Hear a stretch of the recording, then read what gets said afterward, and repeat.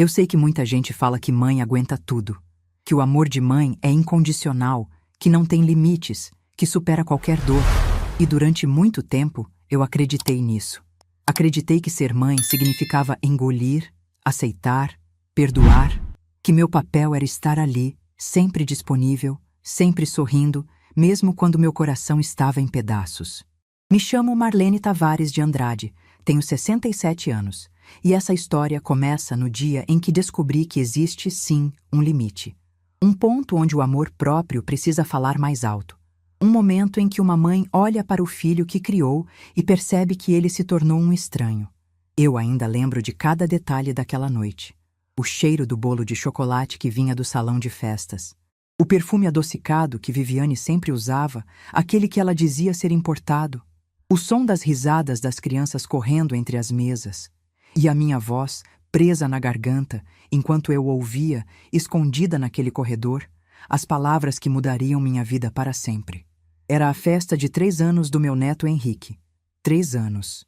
1095 dias desde que eu segurei aquele menino nos braços pela primeira vez, por exatos 5 minutos, antes de Viviane pegá-lo de volta, dizendo que recém-nascido não podia ficar passando de colo em colo. 1095 dias tentando ser avó, tentando fazer parte da vida dele, tentando ocupar um espaço que parecia diminuir a cada visita. Cheguei ao salão às 15 horas, pontualmente como o convite pedia. E olha que nem convite de verdade eu recebi. Foi uma mensagem de texto, seca, enviada por Renato 3 dias antes. Festa do Henrique, sábado às 15 horas, salão do condomínio. Sem mãe, sem seria muito importante sua presença. Sem nada que demonstrasse que eu era alguém especial naquela família. Mas eu fui. Claro que fui. Era meu neto. Meu único neto. O filho do meu único filho. E eu tinha passado a semana inteira escolhendo o presente perfeito. Um cavalinho de balanço de madeira artesanal, pintado à mão, que encontrei numa lojinha do centro antigo. Custou R$ 800. R$ 800 que eu não tinha, que parcelei em 10 vezes, porque queria ver o sorriso de Henrique quando abrisse. Entrei no salão carregando aquela caixa enorme, com o coração cheio de esperança. Mas bastou dar 3 passos para eu entender exatamente qual era o meu lugar naquela festa. O salão estava dividido em mesas decoradas com plaquinhas, indicando os nomes dos convidados. Na área central, perto do bolo de 3 andares decorado com tema de dinossauros, estava a família de Viviane. Os pais dela ocupavam uma mesa especial, com uma plaquinha dourada escrita em letra cursiva. Vovó Cida e Vovô Marcos. Havia fotos deles com Henrique espalhadas por toda a decoração. Fotos no parquinho, na praia, no Natal. Fotos que eu nunca tinha visto, de momentos em que eu não fui convidada. Procurei meu nome nas mesas próximas. Não estava. Procurei nas mesas do meio. Também não. Foi só quando cheguei quase no fundo do salão, perto da porta dos banheiros, que encontrei uma cadeira com meu nome. Estava numa mesa com pessoas que eu não conhecia. Depois descobri que eram colegas de trabalho de Renato. Gente que ele via todo dia, mas que não tinha nenhuma ligação com a família. A avó paterna do aniversariante estava sentada no fundo do salão, junto com estranhos, enquanto os avós maternos reinavam no centro da festa. Engoli a humilhação. Respirei fundo. Disse a mim mesma que o importante era estar ali, ver meu neto feliz, fazer parte daquele momento mesmo que fosse das margens. Sentei na minha cadeira, coloquei o presente debaixo da mesa e tentei sorrir para as pessoas ao meu redor. A tarde foi passando devagar. Eu observava de longe Henrique correndo de um lado para o outro, brincando com os primos, os filhos das irmãs de Viviane. Toda vez que ele passava perto da minha mesa, eu acenava. Ele sorria de volta, mas sempre tinha alguém para puxá-lo em outra direção antes que pudesse vir me abraçar. Quando chegou a hora das fotos oficiais, o fotógrafo pediu para os avós se posicionarem ao lado do bolo com Henrique. Dona Cida e seu Marcos levantaram imediatamente, ajeitando as roupas, sorrindo para a câmera. Eu também levantei. Era a avó também, não era? Tinha o mesmo direito de estar naquela foto. Mas antes que eu pudesse dar 2 passos, a voz de Viviane cortou o salão. Dona Marlene, essa foto é só da família mais próxima. A gente faz uma com a senhora depois, tá? Família mais próxima. Eu, que carregava Renato no ventre há 40 anos. Eu, que amamentei aquele menino durante 2 anos. Eu, que vendi o carro que era do meu falecido marido para dar a entrada no apartamento onde eles moravam. Eu não era família próxima. Fiquei paralisada no meio do salão. Senti os olhares dos convidados em mim. Alguns com pena, outros com constrangimento, outros desviando o olhar, fingindo que não tinham visto nada. Meu rosto queimava de vergonha. Voltei para minha cadeira no fundo do salão e ali fiquei, fingindo olhar o celular enquanto as lágrimas teimavam em querer escapar. A foto, depois, nunca aconteceu. Quando o bolo foi cortado, eu nem tentei me aproximar. Fiquei na minha mesa, comendo um pedaço de bolo de chocolate que uma garçonete trouxe, sentindo o gosto amargo da rejeição em cada mordida. O bolo era bom, mas poderia ser o melhor bolo do mundo que ainda assim teria gosto de cinzas na minha boca. A festa foi terminando aos poucos. Os convidados começaram a ir embora, abraçando Viviane e Renato na porta, parabenizando pela linda festa. Eu esperei todo mundo sair para tentar entregar meu presente a Henrique. Queria pelo menos isso. Queria ver os olhos dele brilhando quando visse o cavalinho de balanço. Peguei a caixa e fui em direção aonde Henrique estava, ainda brincando com alguns primos que tinham sobrado. Mas antes que eu chegasse, Viviane apareceu na minha frente como se tivesse brotado do chão. Deixa o presente ali na mesa, dona Marlene. O Henrique já está muito cansado. Muita gente querendo atenção. A senhora entende, né? Ela pegou a caixa da minha mão. Nem olhou o que era. Nem perguntou. Simplesmente jogou numa pilha de presentes que estavam amontoados num canto. R$ 800 em 10 parcelas, jogados numa pilha como se fossem qualquer coisa. Eu entendi o recado. Peguei minha bolsa, meu casaco e fui em direção à saída. Precisava sair dali antes de desabar. Antes de perder a compostura que minha mãe me ensinou a manter em qualquer situação. Foi então que passei pelo corredor que levava à cozinha do salão.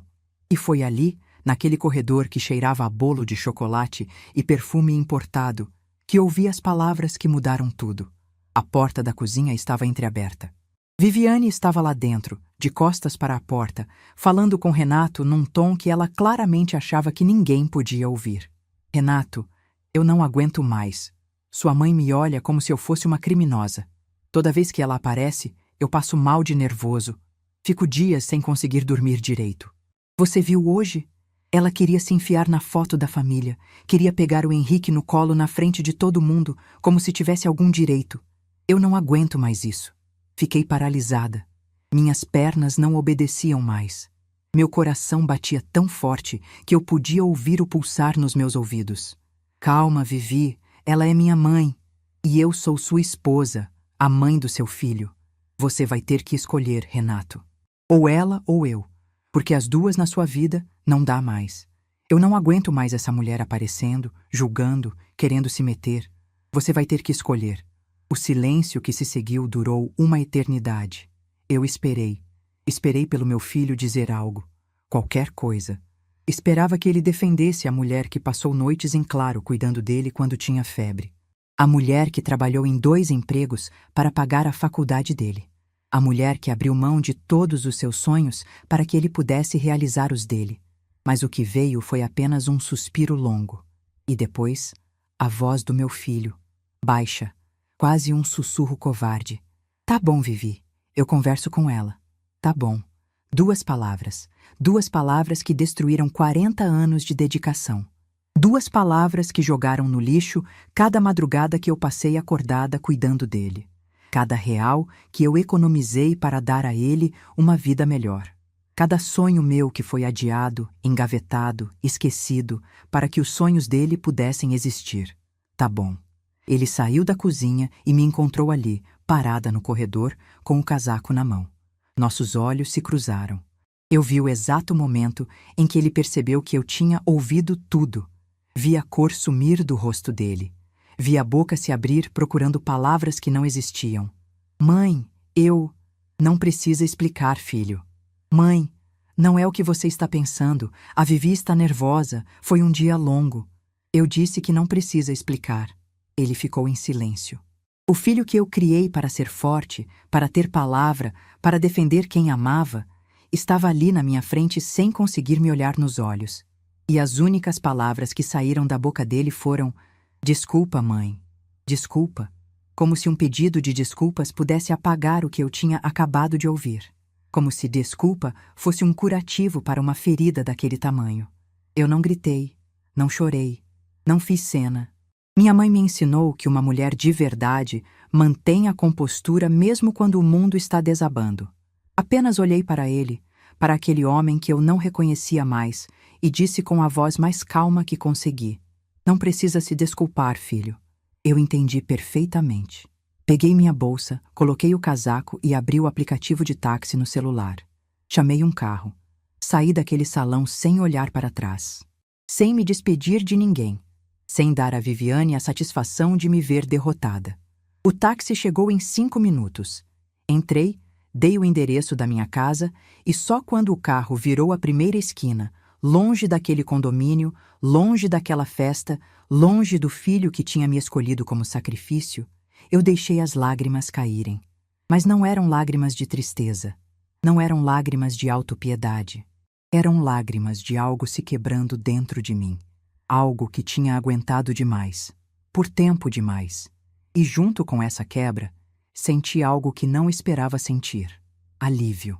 Porque enquanto as lágrimas escorriam pelo meu rosto e as luzes da cidade passavam borradas pela janela do táxi, uma certeza foi tomando forma dentro de mim. Uma certeza que crescia a cada quilômetro que me afastava daquela festa.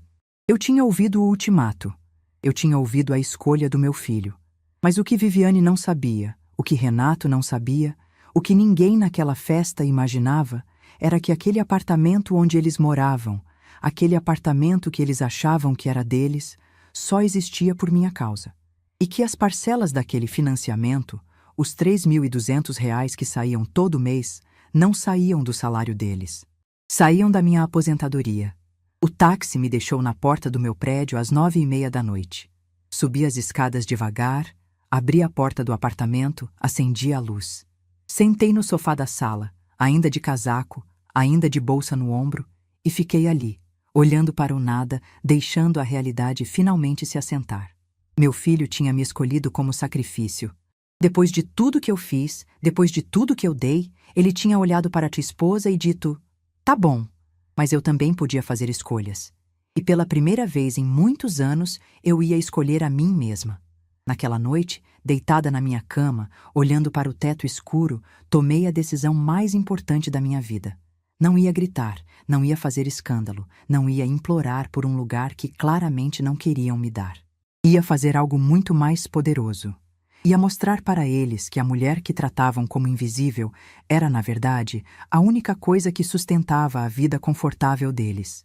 E quando descobrissem, seria tarde demais. Para vocês entenderem o peso daquela noite, eu preciso voltar no tempo.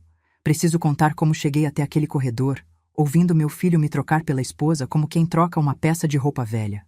Porque essa história não começou na festa do Henrique. Começou muito antes, no dia em que perdi o homem que era meu alicerce e descobri que a solidão de uma viúva é o terreno perfeito para ser explorada por quem deveria protegê-la. Geraldo partiu há 6 anos, levado por uma condição cardíaca numa madrugada gelada de julho. Eu acordei às 3 da manhã com um pressentimento estranho. Virei para o lado e vi que ele estava imóvel. Chamei seu nome 1, 2, 3 vezes. Sacudi seu ombro, já estava frio. 38 anos de casamento terminaram assim, no silêncio de um quarto escuro, com o homem que eu amava ao meu lado, sem que eu pudesse fazer nada. Os vizinhos ouviram meus gritos. Alguém chamou a emergência, mas já era tarde demais.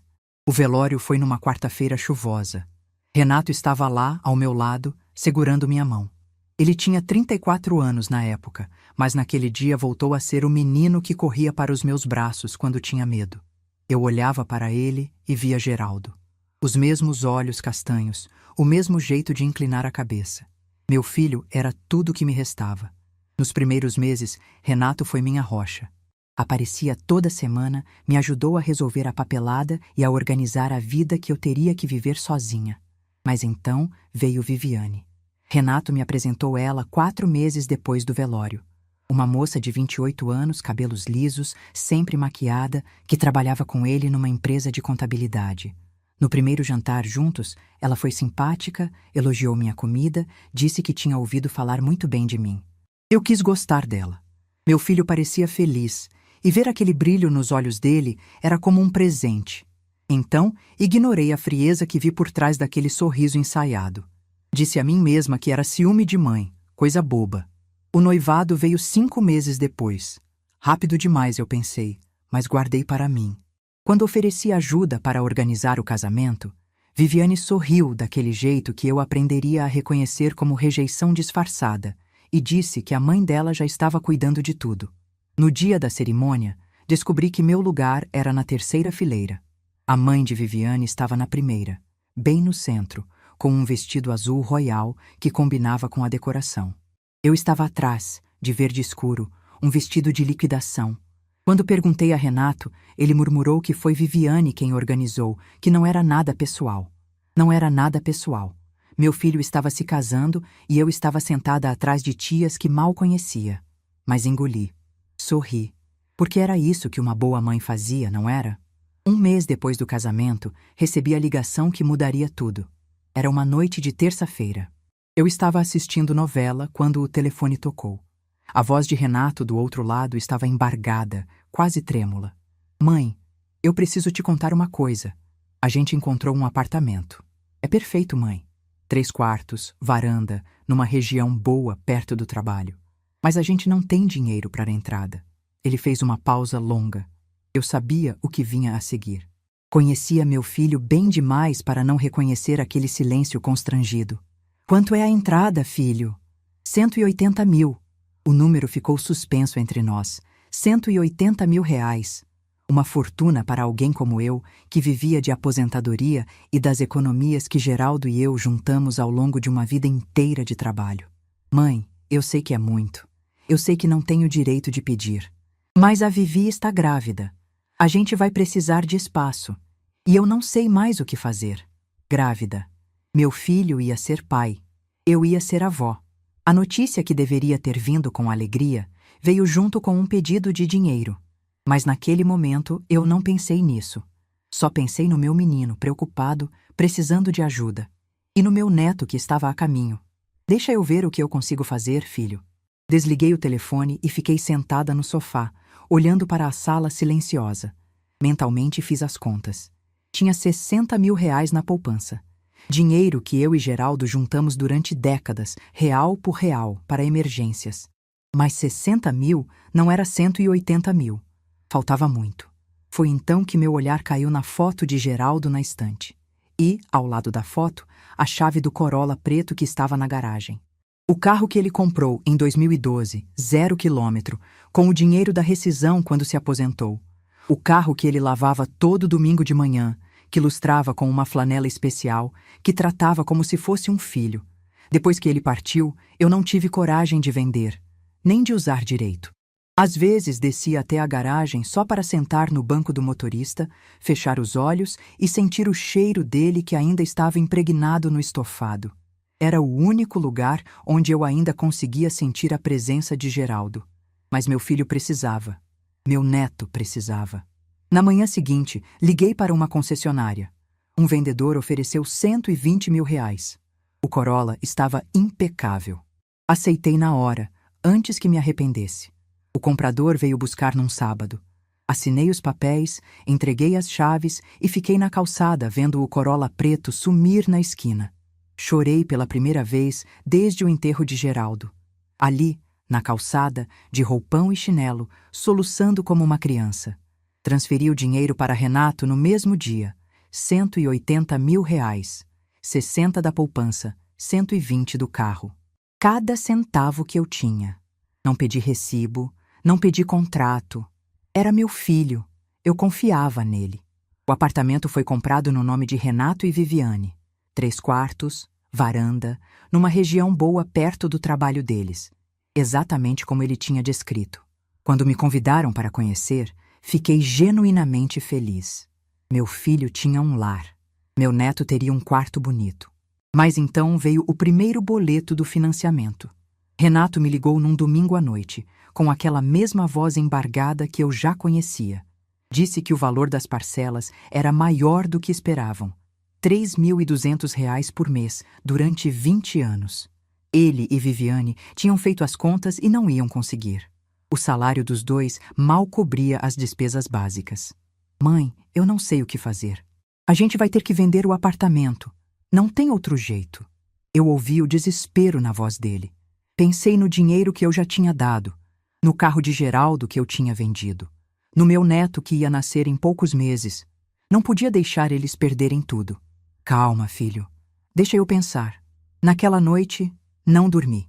Fiquei fazendo contas no papel, calculando o que podia cortar, o que podia economizar. Minha aposentadoria era de R$ 4.500. Se eu pagasse as parcelas do financiamento, sobrariam 1.300 para viver. R$ 1.300 por mês. Era apertado, mas era possível.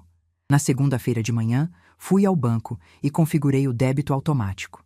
Dei a autorização para que R$ 3.200 saíssem da minha conta todo dia 15, direto para o financiamento do apartamento que estava no nome deles. Não contei para Renato. Não contei para ninguém. Quando ele ligou perguntando como ia fazer com as parcelas, eu disse apenas que tinha dado um jeito, que não se preocupasse, que cuidasse da esposa grávida e deixasse o resto comigo. O que ele não sabia era que dar um jeito significava mudar completamente minha vida. Cancelei o plano de saúde que eu tinha há 15 anos. Passei a depender do sistema público. Parei de ir ao salão, comecei a cortar o próprio cabelo com uma tesoura na frente do espelho. Parei de comprar roupas novas, passei a usar as mesmas peças até gastarem. A carne, que antes era parte do meu almoço todo dia, virou luxo de uma vez por semana. A viagem para Portugal que eu sonhava fazer foi arquivada para sempre. Geraldo sempre dizia que um dia a gente ia conhecer Lisboa, comer pastéis de Belém. Guardei os panfletos numa gaveta e nunca mais abri. Mas meu filho estava bem. Meu filho tinha um teto. Meu neto ia nascer num apartamento bonito, num bairro seguro. Isso bastava. Ou pelo menos era o que eu dizia a mim mesma. Henrique nasceu numa madrugada de outubro, 7 meses depois que o apartamento foi comprado. Eu estava na sala de espera desde as 7 da noite. Quando Renato apareceu dizendo que era um menino, que estava tudo bem, eu chorei de alegria. Mas a alegria durou pouco. Na maternidade, fui a última a segurar o bebê. A mãe de Viviane foi a primeira. Depois as irmãs, as amigas, uma tia que veio de Santos. Eu fiquei esperando no canto do quarto, observando cada uma delas segurar meu neto, tirar foto. Quando finalmente chegou minha vez, Viviane olhou para o relógio e disse que recém-nascido não podia ficar passando de colo em colo. Segurei Henrique por 5 minutos. 5 minutos para olhar nos olhos do meu neto pela primeira vez. Depois, Viviane pegou ele de volta. As visitas em casa foram piores. Viviane criou regras que eram só para mim. Avisar com 3 dias de antecedência. Não aparecer de surpresa. Não trazer presente sem autorização. Uma vez, levei um ursinho de pelúcia que vi numa vitrine e achei lindo. Viviane pegou o brinquedo, olhou com aquela expressão de quem examina algo suspeito e guardou no armário dizendo que pelúcia juntava ácaro, que podia fazer mal para a respiração do bebê. Nunca mais vi aquele ursinho. Renato assistia a tudo em silêncio. Ficava no canto da sala, olhando para o chão, enquanto a esposa ditava as regras. Quando nossos olhares se cruzavam, ele desviava. O filho que eu criei para ser forte, para ter opinião, tinha se tornado um homem que não conseguia olhar nos olhos da própria mãe. Quando Henrique fez 1 ano, Renato me procurou com mais um pedido. Viviane precisava de um carro para levar o bebê ao pediatra, à creche. Eles tinham encontrado um seminovo, mas não conseguiam financiar porque ela tinha o nome sujo. Mãe, você podia assinar como fiadora? É só uma formalidade, a gente vai pagar certinho. Eu já estava pagando o apartamento deles em segredo, mas olhei para a foto do meu neto no celular de Renato e não consegui dizer não. Assinei como fiadora. Mais uma corda amarrada no meu pescoço. Tudo pela família que eu achava que um dia ia me reconhecer. O carro foi comprado. Um Onix prata que Viviane dirigia com orgulho. As parcelas eram de R$ 1.400.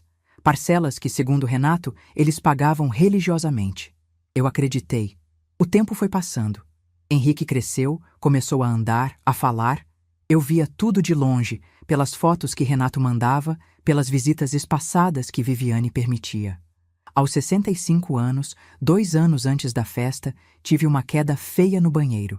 Escorreguei no piso molhado e fraturei o pulso direito. Acordei meia hora depois, sozinha, com o braço latejando. Liguei para Renato, expliquei o que tinha acontecido, disse que precisava ir ao hospital. A resposta dele me gelou. Mãe, eu vou tentar aparecer, mas está complicado. A Vivi tem uma reunião importante. Deixa eu ver o que dá para fazer. Não apareceu ninguém. Quem me levou ao hospital foi seu Osvaldo, o vizinho de 80 anos que mal conseguia dirigir. Fiquei 2 semanas com gesso. Quem cuidou de mim foi Dona Jurema, minha vizinha de 74 anos, que tinha artrite nos joelhos e subia minhas escadas todo dia para trazer uma marmita. Renato apareceu uma única vez. Ficou 20 minutos olhando o relógio. Antes de ir embora, disse que a Vivi mandava lembranças. Lembranças. A mulher que eu sustentava, cujo carro tinha meu nome como garantia, mandava lembranças enquanto eu me recuperava sozinha. Naquela noite, depois que Renato foi embora, eu sentei no sofá e chorei. Mas não eram lágrimas de dor física. Eram lágrimas de quem finalmente estava começando a enxergar a verdade.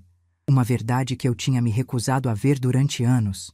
Eu estava sendo usada, explorada, tratada como um caixa eletrônico com pernas. Meu dinheiro era bem-vindo, mas minha presença era um incômodo. Mas mesmo assim eu continuei.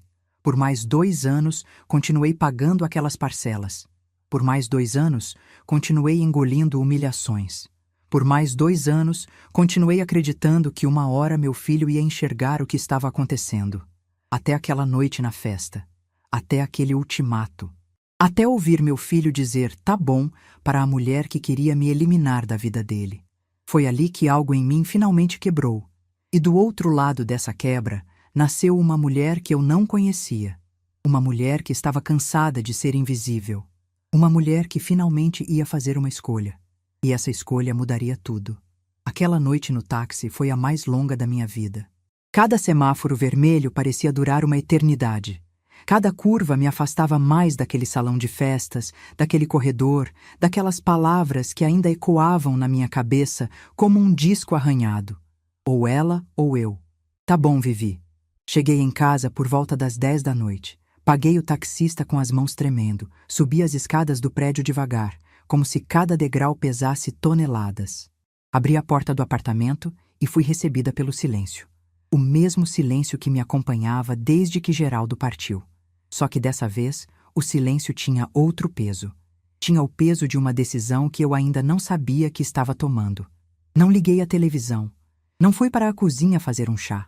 Apenas sentei no sofá, ainda de bolsa e casaco, e fiquei ali, olhando para o nada. A sala estava escura, iluminada apenas pela luz que vinha do poste da rua. E naquela penumbra eu repassei mentalmente cada momento dos últimos 6 anos.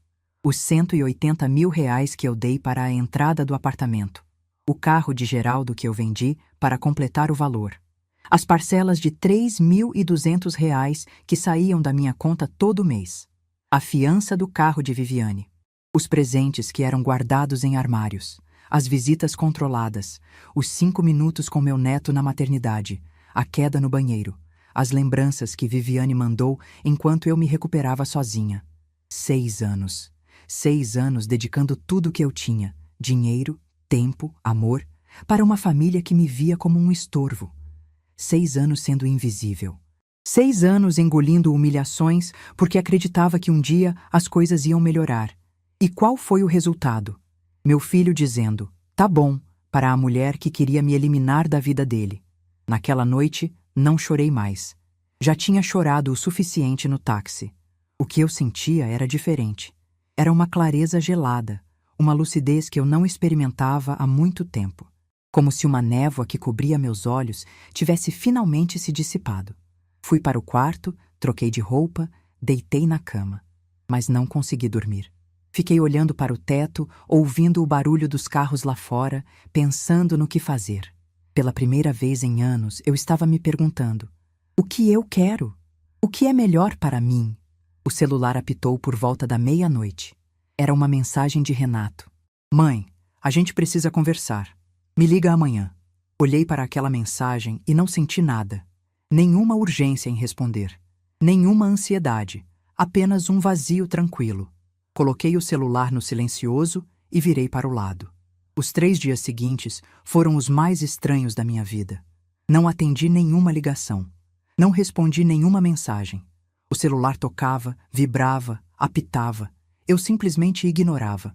Via o nome de Renato na tela, via as mensagens se acumulando e não sentia absolutamente nenhuma vontade de responder. No primeiro dia, acordei tarde. Tomei café olhando pela janela, sem pressa. Fiz um almoço simples, assisti televisão, li algumas páginas de um livro que estava abandonado na estante há meses. Parecia uma outra vida.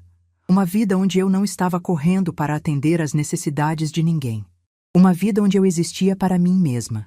No segundo dia, saí para caminhar. Fui até a praça do bairro, sentei num banco, fiquei observando as pessoas passando. Mães com carrinhos de bebê, casais de mãos dadas, idosos conversando. A vida acontecendo ao meu redor enquanto eu, pela primeira vez em muito tempo, não estava preocupada com nada além do momento presente. No terceiro dia, Dona Jurema bateu na minha porta. Ela tinha ouvido de Renato que eu não estava atendendo o telefone e veio ver se estava tudo bem. Marlene, seu filho está preocupado. Ligou aqui em casa perguntando se eu tinha notícias suas. Eu a convidei para entrar, servi café e contei tudo, desde o começo. A entrada do apartamento, o financiamento secreto, a fiança do carro, as humilhações ao longo dos anos, o ultimato na festa. Dona Jurema ouviu tudo em silêncio, com aquele olhar de quem já viu muita coisa na vida. Quando terminei, ela pegou minha mão e disse algo que nunca vou esquecer. Marlene, você passou a vida inteira cuidando dos outros. Agora chegou a hora de cuidar de você. E se isso significa se afastar de quem te machuca, então é isso que você precisa fazer. Naquela noite, depois que Dona Jurema foi embora, eu tomei a decisão. Não foi um momento dramático. Não teve trilha sonora de filme. Foi uma certeza calma que se instalou no meu peito. Eu sabia exatamente o que precisava fazer. Na manhã do quarto dia, acordei às 6 horas. Tomei banho, me arrumei com cuidado, escolhi uma roupa que me fazia sentir forte. Tomei café sem pressa, lavei a louça, organizei a cozinha. E às 9 em ponto, quando o banco abriu, eu estava lá. A agência estava quase vazia àquela hora. Uma funcionária me atendeu com aquele sorriso automático de quem repete as mesmas frases o dia inteiro. Expliquei o que queria: cancelar uma autorização de débito automático.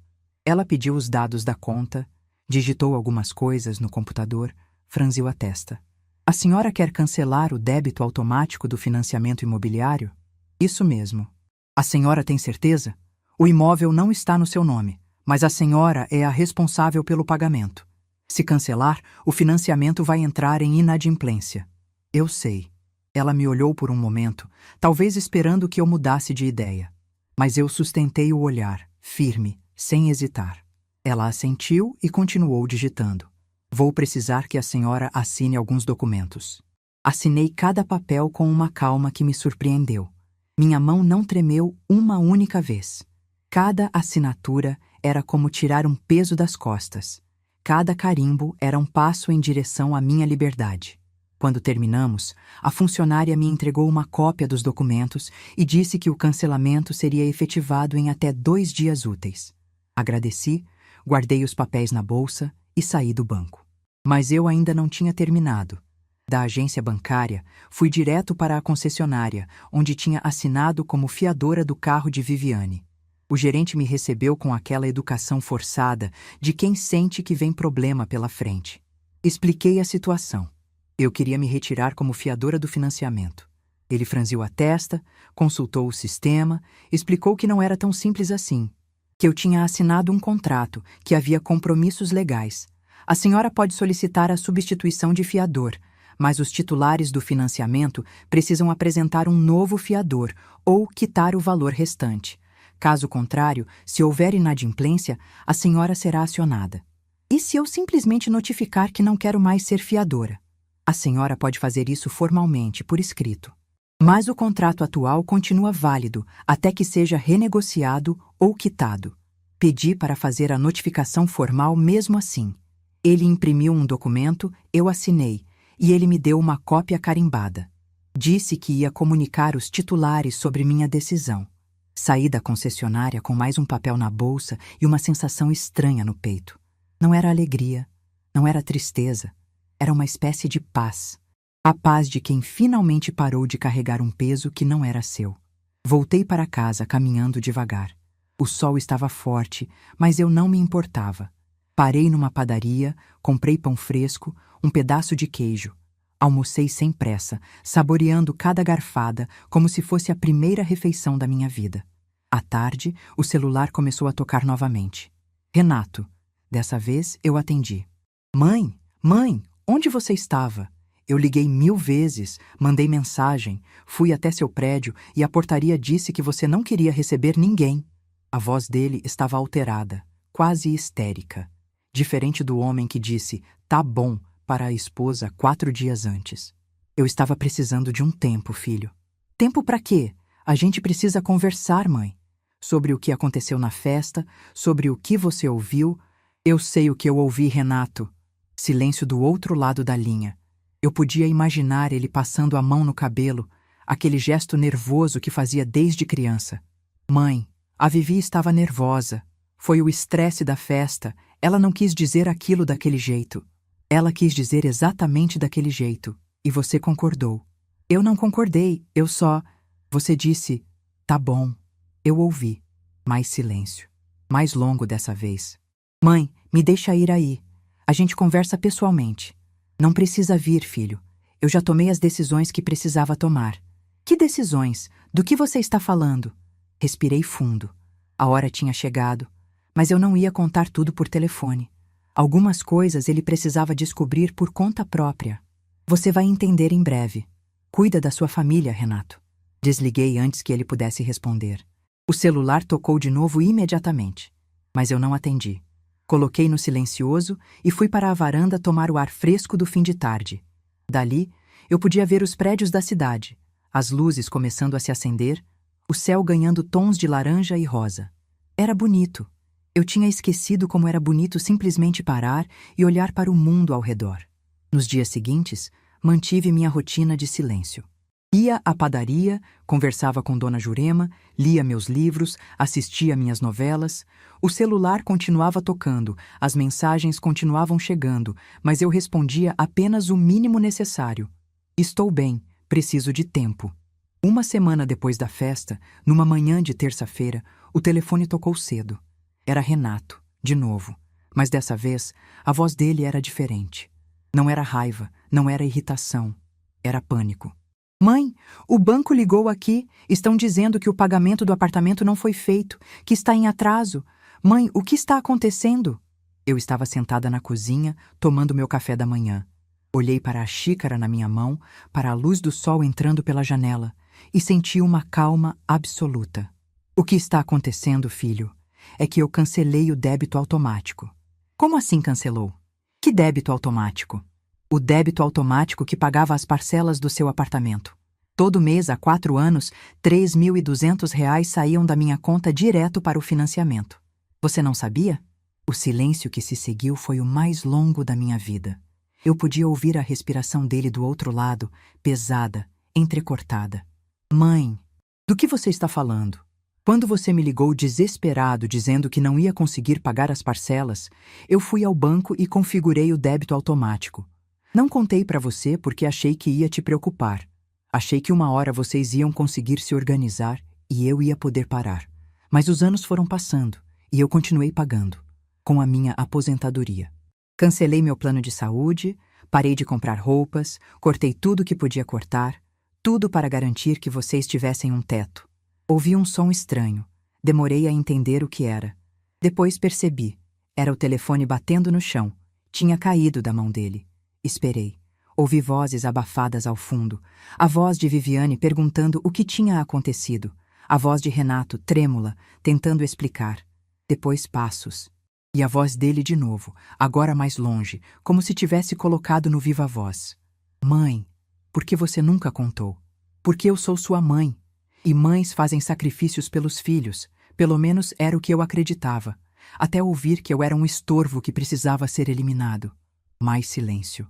Dessa vez, eu podia ouvir Viviane ao fundo, a voz dela alterada, perguntando coisas que eu não conseguia entender direito. E agora, mãe? O que vai acontecer agora? Tomei mais um gole do meu café. Estava na temperatura perfeita. Agora vocês vão ter que se virar, filho, como qualquer família adulta faz. A parcela desse mês já está atrasada. As próximas são problema de vocês. Mãe, a gente não tem condição de pagar isso. Você sabe que não tem. Eu sei, e sinto muito por isso, mas eu também não tenho mais condição de pagar. Não tenho condição de continuar me sacrificando por pessoas que me tratam como lixo. Mãe, pelo amor de Deus. Renato, eu te amo. Nunca vou deixar de te amar. Mas amor não é aceitar humilhação. Amor não é ser invisível. Eu passei 6 anos sustentando a vida de vocês enquanto era tratada como uma visita indesejada. Isso acabou. Desliguei o telefone. Dessa vez, não coloquei no silencioso. Simplesmente desliguei. Fiquei ali na cozinha, olhando para a luz do sol que entrava pela janela, ouvindo os pássaros cantando lá fora. E pela primeira vez em muitos anos, eu sorri. Um sorriso pequeno, quase imperceptível, mas genuíno. A tempestade estava apenas começando para eles. Mas para mim, depois de anos debaixo de nuvens escuras, o sol finalmente tinha voltado a brilhar. E eu pretendia aproveitar cada raio. Nos dias que se seguiram àquela ligação, eu fiz algo que não fazia há muito tempo. Vivi. Simplesmente vivi. Acordava na hora que queria, tomava café olhando o movimento da rua pela janela, lia o jornal sem pressa. Voltei a assistir minhas novelas, a ouvir músicas que gostava, a cozinhar pratos que tinha abandonado porque davam muito trabalho. O telefone continuava tocando. Renato ligava várias vezes por dia. Viviane também começou a ligar, o que me surpreendeu. Nos 6 anos de casamento deles, ela nunca tinha me ligado diretamente. Agora, de repente, meu número era o mais discado do celular dela. Eu não atendia. Não por raiva, não por vingança. Simplesmente porque não tinha nada a dizer. Tudo que precisava ser dito já tinha sido dito naquela manhã de terça-feira, quando Renato descobriu quem realmente pagava o teto sobre a cabeça dele. Uma semana depois da revelação, Dona Jurema apareceu na minha porta com notícias. Ela tinha uma sobrinha que trabalhava no cartório do bairro onde Renato morava, e como cidade pequena é assim mesmo, as fofocas corriam soltas. Marlene, parece que seu filho está desesperado tentando renegociar o financiamento. Foi no banco 3 vezes essa semana, mas não está conseguindo nada. Eu ofereci café a ela e ouvi o resto. Segundo a sobrinha, Renato e Viviane tinham ido juntos na primeira vez, discutiram na frente do gerente e Viviane saiu batendo a porta. Nas outras 2 vezes, ele foi sozinho. Saiu de lá com a cara de quem tinha levado um soco no estômago. E tem mais, Dona Jurema continuou, abaixando a voz como se alguém pudesse ouvir. Parece que a concessionária também entrou em contato com eles. Alguma coisa sobre a fiança do carro. Então a notificação tinha chegado. Eu assenti em silêncio, tomando meu café. Não senti prazer com aquelas notícias. Mas também não senti culpa. Senti apenas a confirmação de algo que eu já sabia. Eles tinham construído uma vida inteira em cima de areia, e a maré tinha finalmente chegado. 2 semanas depois da revelação, Renato apareceu na porta do meu apartamento. Sem avisar, sem ligar antes. Simplesmente tocou a campainha numa tarde de quinta-feira e quando abri a porta, levei um susto. Meu filho parecia ter envelhecido 10 anos. Olheiras fundas, barba por fazer, roupas amarrotadas. O homem que sempre foi tão vaidoso, que Viviane fazia questão de manter sempre impecável, estava ali na minha frente parecendo um mendigo. Mãe, eu preciso conversar com você. Abri a porta e deixei ele entrar. Não por pena, mas porque era meu filho. E por mais que ele tivesse me machucado, eu ainda era mãe. Ofereci água, café. Ele aceitou a água com as mãos tremendo. Sentamos na sala. Ele no sofá, eu na poltrona de frente. O mesmo lugar onde Geraldo costumava sentar para ler o jornal aos domingos. Por um momento, olhando para Renato, eu vi o menino que ele tinha sido. O menino que corria para os meus braços, que me mostrava os desenhos da escola, que dizia que ia cuidar de mim quando crescesse. Onde estava aquele menino? Mãe, eu não sabia. A voz dele saiu rouca, quebrada. Eu juro que não sabia que você estava pagando o apartamento. Quando você disse que tinha dado um jeito, eu achei que tinha falado com alguém do banco, negociado alguma coisa. Nunca imaginei que sua mãe estava tirando da própria aposentadoria para bancar a sua vida. Ele abaixou a cabeça. Vi uma lágrima escorrer pelo rosto dele, cair no carpete da sala. Como você conseguiu esconder isso por 4 anos? Não foi difícil, filho. Vocês nunca perguntaram como eu estava vivendo. Nunca perguntaram se eu precisava de alguma coisa. Nunca repararam que eu tinha parado de ir ao salão, que estava usando as mesmas roupas há anos, que não tinha mais plano de saúde. Vocês simplesmente não olhavam para mim. Ele levantou os olhos, vermelhos de choro. Mãe, me desculpa, por favor, me desculpa. Eu já te desculpei, Renato. No momento em que saí daquele salão de festas, eu te desculpei. Mas desculpar não significa voltar atrás. Não significa continuar sendo usada. Eu nunca quis te usar, mãe. Mas usou. Talvez não conscientemente, mas usou. Você e Viviane construíram uma vida confortável nas minhas costas e ainda me tratavam como se eu fosse um incômodo, um problema a ser resolvido. Uma visita indesejada que aparecia de vez em quando para atrapalhar. Ele ficou em silêncio. Não tinha como negar. Nós dois sabíamos que era verdade. E agora, mãe? O que vai acontecer agora? Isso depende de vocês, filho, não de mim. A gente não tem como pagar o apartamento. O banco deu 30 dias para regularizar, senão vai para protesto, e a concessionária está cobrando as parcelas atrasadas do carro. Parece que vocês não estavam pagando direito. Aquilo me pegou de surpresa. Como assim não estavam pagando direito? Renato passou a mão pelo rosto, um gesto de exaustão. A Viviane estava responsável pelo pagamento do carro. Eu dava o dinheiro todo mês, mas parece que ela atrasou algumas parcelas. Usou o dinheiro para outras coisas. Agora tem 3 meses de atraso, e como você era a fiadora, eles vão me cobrar. Eu não vou deixar isso acontecer, mãe. Eu vou resolver. Como, Renato? Com que dinheiro? Ele não respondeu. Não tinha resposta. Ficamos em silêncio por um longo momento. O relógio da sala marcava as horas, aquele tic-tac constante que eu já nem percebia mais. Mas naquele momento, cada segundo parecia ecoar na sala vazia. Mãe, eu sei que não tenho direito de pedir mais nada, mas eu preciso que você entenda uma coisa.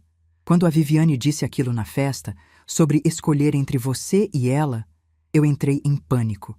Eu não sabia o que fazer. Ela é a mãe do meu filho, minha esposa, e eu sou sua mãe.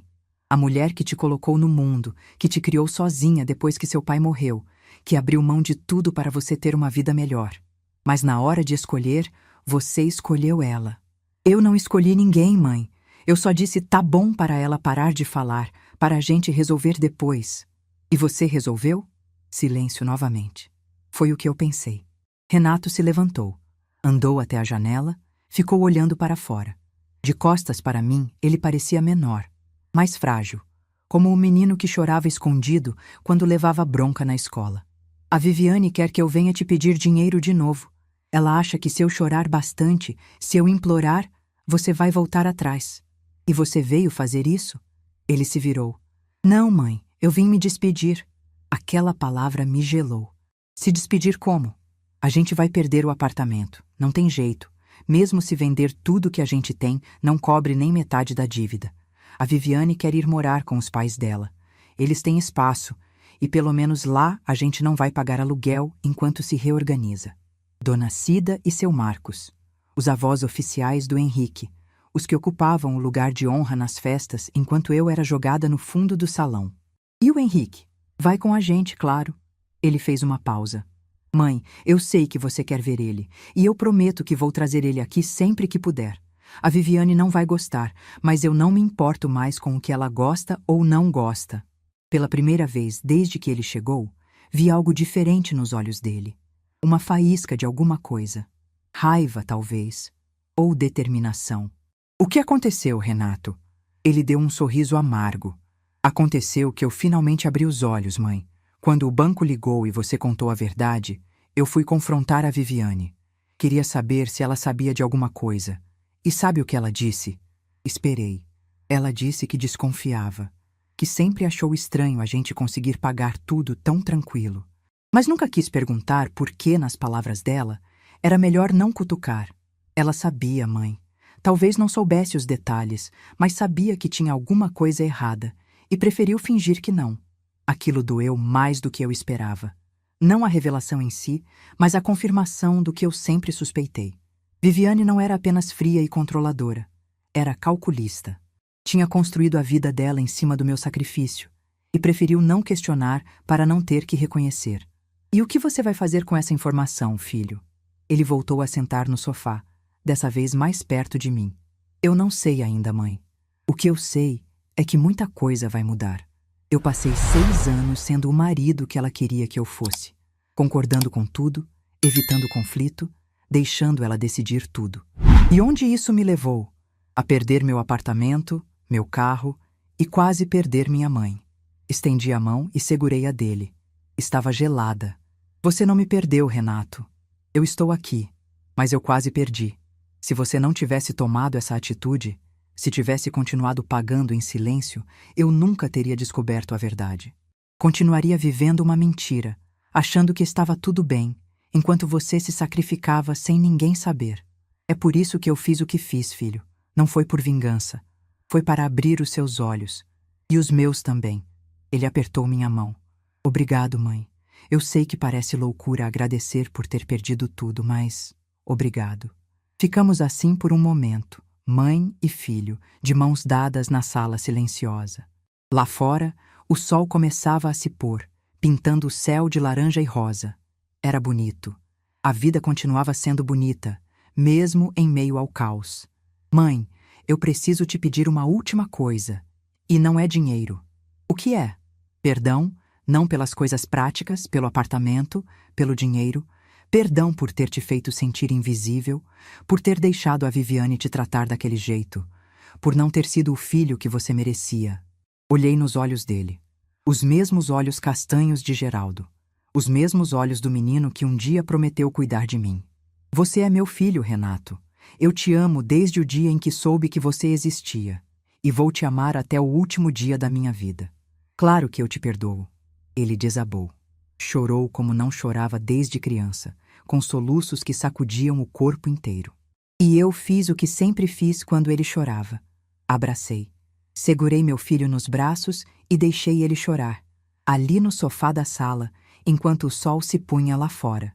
Quando ele se acalmou, já era noite. Ofereci jantar, mas ele disse que precisava voltar, que tinha coisas para resolver, que a mudança para a casa dos sogros seria no final de semana. Na porta, ele se virou uma última vez. Mãe, eu vou te provar que eu posso ser melhor. Pode demorar, mas eu vou. Eu acredito em você, filho. Ele foi embora. Eu fechei a porta e fiquei ali, encostada na madeira, ouvindo os passos dele se afastando pelo corredor. E pela primeira vez, desde que tudo começou, eu chorei. Não de tristeza, não de alívio. Chorei porque, no meio de toda aquela tempestade, eu tinha recuperado algo que achei que tinha perdido para sempre. Meu filho. Não o filho perfeito, não o filho que eu sonhei, mas o filho real, imperfeito, que finalmente tinha aberto os olhos. E isso, no fim das contas, valia mais do que qualquer apartamento. A tempestade ainda não tinha acabado. Nos meses seguintes, o apartamento foi a leilão. O carro foi devolvido para a concessionária. Renato, Viviane e Henrique se mudaram para a casa dos pais dela, num bairro mais afastado da cidade. Mas algo tinha mudado. Algo fundamental. E eu sabia que, quando a poeira baixasse, as coisas seriam diferentes. Porque, finalmente, depois de anos vivendo para os outros, eu tinha escolhido viver para mim. E essa escolha, por mais dolorosa que tivesse sido, era o primeiro passo para uma vida nova. Uma vida onde eu não seria mais invisível. Um ano inteiro se passou desde aquela festa de aniversário que mudou tudo. Um ano desde o ultimato, desde o "tá bom, Vivi", desde o táxi que me levou embora de uma vida que não era mais minha. E se eu pudesse voltar no tempo e falar com a Marlene daquela noite, a Marlene que chorava no banco de trás do carro, olhando as luzes da cidade passarem borradas pela janela, eu diria apenas uma coisa: aguenta firme, porque o melhor ainda está por vir. Hoje é uma manhã de sábado, e eu estou sentada na varanda do meu apartamento tomando café com calma.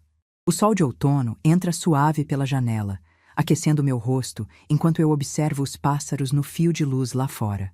Daqui a pouco, Henrique vai chegar para passar o fim de semana comigo. Sim, vocês ouviram direito. O fim de semana inteiro. Muita coisa mudou nesses 12 meses. Tanta coisa que às vezes eu mesma tenho dificuldade de acreditar. Depois que o apartamento foi a leilão e o carro devolvido, Renato, Viviane e Henrique se mudaram para a casa dos pais dela, como ele tinha me contado. Os primeiros meses foram difíceis. Dona Cida e seu Marcos, que antes posavam orgulhosos nas fotos como os avós oficiais, não ficaram nada felizes em receber a filha, o genro e o neto de volta.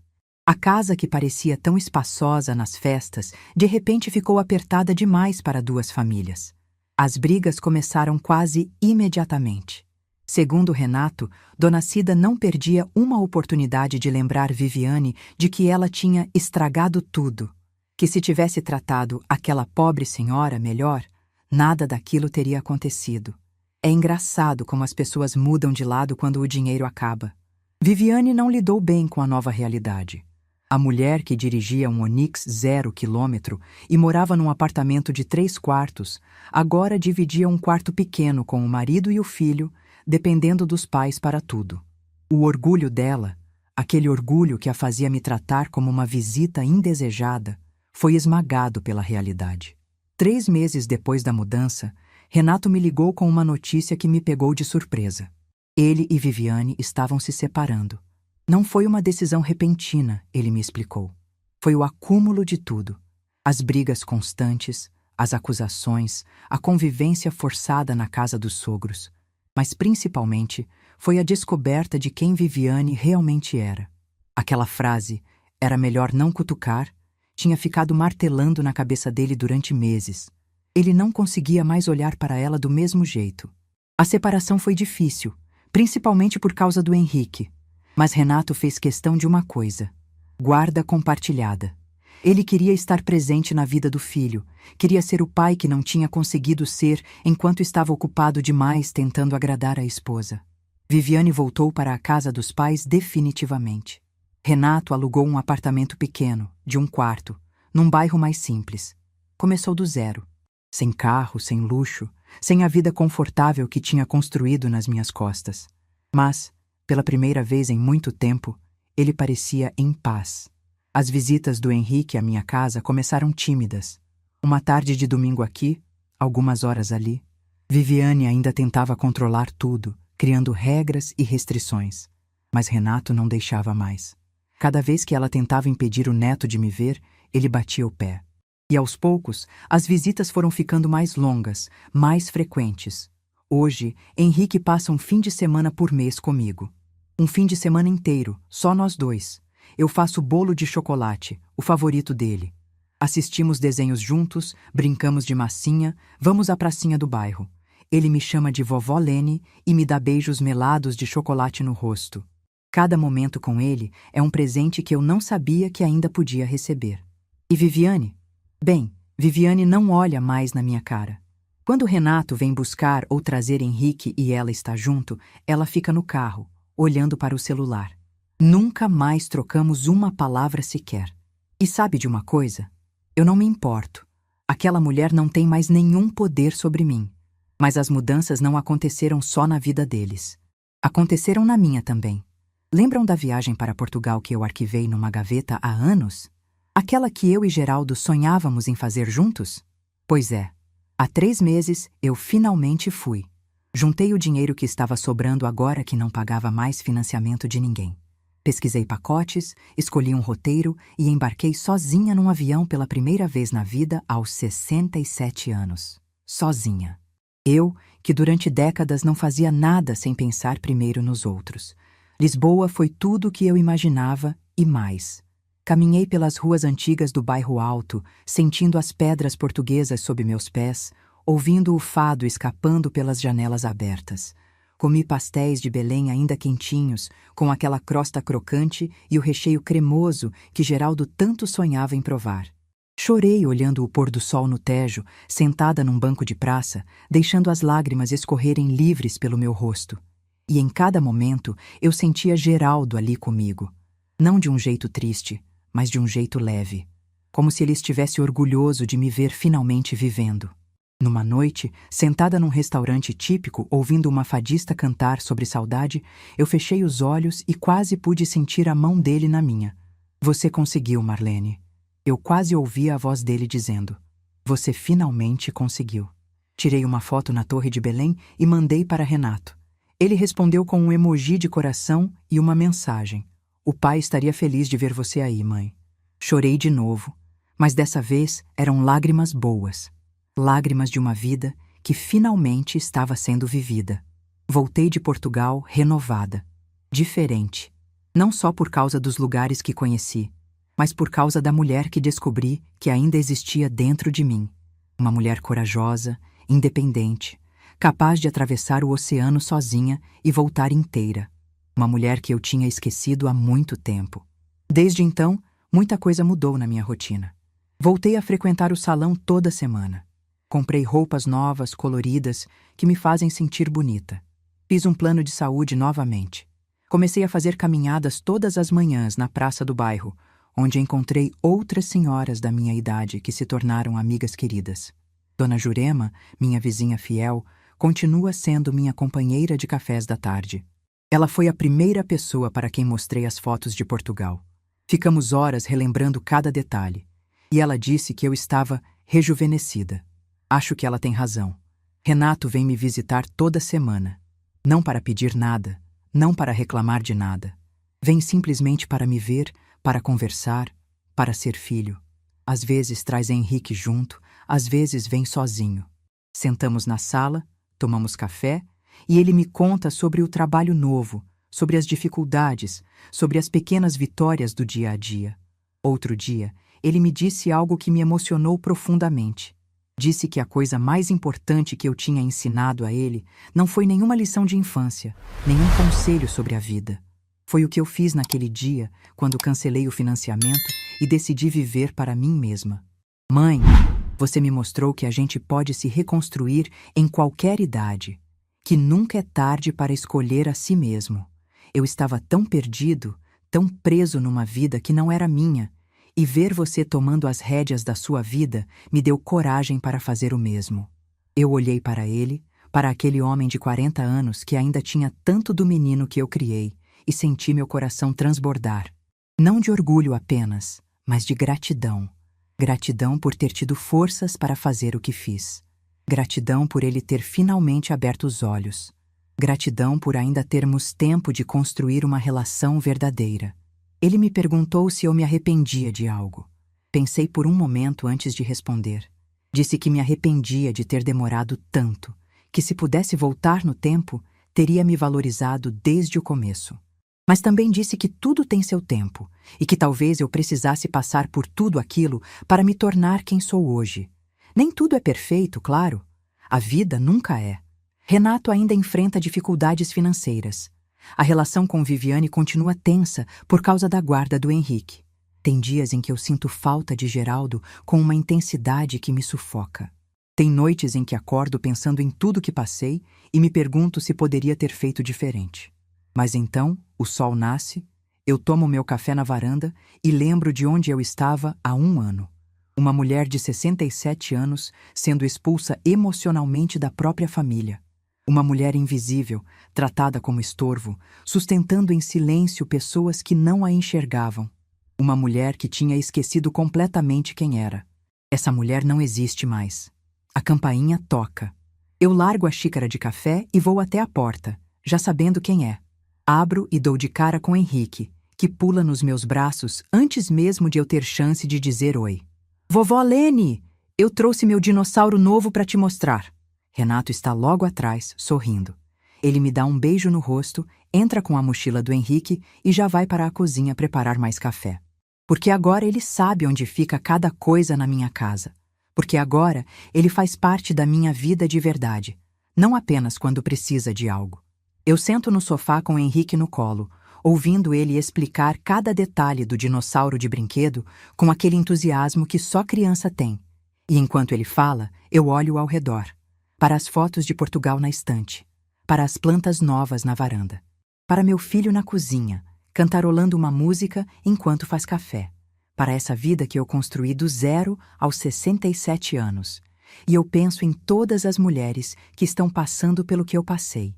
Mães que se anulam pelos filhos, avós que são tratadas como invisíveis, sogras que são vistas como inimigas apenas por existirem, mulheres que sacrificam tudo, absolutamente tudo, e recebem em troca ingratidão e descaso. Para vocês, eu quero dizer uma coisa: nunca é tarde. Nunca é tarde para escolher a si mesma. Nunca é tarde para parar de aceitar o inaceitável. Nunca é tarde para descobrir que você é muito mais do que o papel que te colocaram. Mãe, avó, sogra, esposa, tudo isso faz parte de quem somos, mas não é tudo que somos. Eu tinha 67 anos quando decidi que não seria mais invisível. 67 anos quando finalmente entendi que amor próprio não é egoísmo, é sobrevivência. Naquela festa, quando Viviane disse ou ela ou eu, ela achou que estava me dando um ultimato. Mas, na verdade, sem saber, ela me deu o maior presente da minha vida. Me deu a chance de escolher.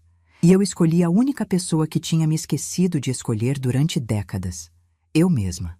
Henrique puxa minha manga, querendo que eu preste atenção na história do dinossauro. Eu sorrio, bagunço o cabelo dele e mergulho na narrativa fantasiosa de uma criança de 4 anos. Renato aparece com o café, senta do meu lado e ficamos ali os três, numa manhã de sábado qualquer, sendo simplesmente família. Não uma família perfeita. Não uma família de comercial de margarina. Mas uma família de verdade, construída com honestidade, com respeito, com amor que não sufoca nem anula. Uma família onde eu tenho lugar, voz, presença. Uma família onde eu nunca mais serei invisível. E isso, depois de tudo que eu passei, é mais do que eu jamais poderia ter sonhado. Às vezes, quando a casa está silenciosa e eu estou sozinha com meus pensamentos, eu penso naquela Marlene de um ano atrás. A que encontrou suas coisas no jardim emocional da própria família. A que ouviu ou ela ou eu e viu o filho escolher o lado errado. A que chorou no táxi voltando para casa. Eu queria poder abraçar aquela mulher. Dizer que ia ficar tudo bem. Que a dor que ela estava sentindo era o começo de algo, não o fim. Que às vezes a gente precisa perder tudo para se encontrar. Que o silêncio dela naquele corredor, a dignidade com que saiu daquela festa, seria o primeiro passo de uma jornada incrível. Meu nome é Marlene Tavares de Andrade, tenho 68 anos, e essa é a minha história. A história de uma mulher que um dia foi tratada como figurante na própria vida e decidiu se tornar protagonista. A história de uma mãe que aprendeu que o maior amor que pode dar aos filhos é o exemplo de uma mulher que se respeita. Se eu conseguir, você também consegue. Basta dar o primeiro passo. E o primeiro passo é sempre o mesmo: escolher a si mesma. Se essa história tocou seu coração, deixe seu like, se inscreva no canal e comente aqui embaixo. No meu lugar, o que você faria? Sua mensagem pode iluminar o dia de alguém.